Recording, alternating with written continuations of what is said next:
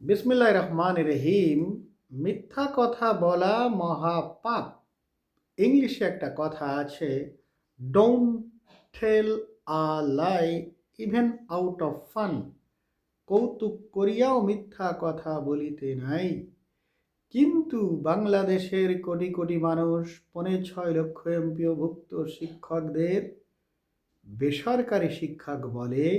এটা জেনে শুনে বিষ পান করার মতো। অর্থাৎ এমপিওভুক্ত শিক্ষকরা প্রায় সমগ্র সুযোগ সুবিধা সরকার থেকে পেয়ে থাকে। তাদেরকে বেসরকারি শিক্ষক বলা মিথ্যা এবং গুনাহ। জেনে শুনে এদেশের অশিক্ষিত কৃষক থেকে সচিব, সচিব থেকে উপদেষ্টা, মন্ত্রী সকলেই জেনে শুনে সরকারিভাবে নিয়োগপ্রাপ্ত এমপিওভুক্ত শিক্ষকদেরকে বলে বেসরকারি শিক্ষক। অর্থাৎ এই বেসরকারি শিক্ষক, ৫.৬ লক্ষ এমপিওভুক্ত শিক্ষকদের কোটি কোটি লোক ইচ্ছা করে না জেনে বেসরকারি শিক্ষক বলছে এবং গুনাহ করছে। মিথ্যা বলা মহাপাপ।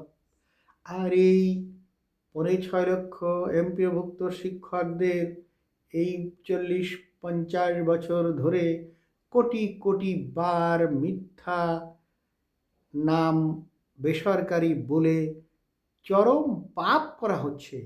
এভাবে যদি পাপ করা হয়ে থাকে এবং এই পাপের বোঝা এমন হয়ে যায় দেশের জন্য, যা একসময় গজব নিয়ে আসতে পারে, জেনে শুনে সরকারিভাবে নিয়োগপ্রাপ্ত শিক্ষক, এমপিওভুক্ত শিক্ষকদের আপনি বলেন বেসরকারি শিক্ষক।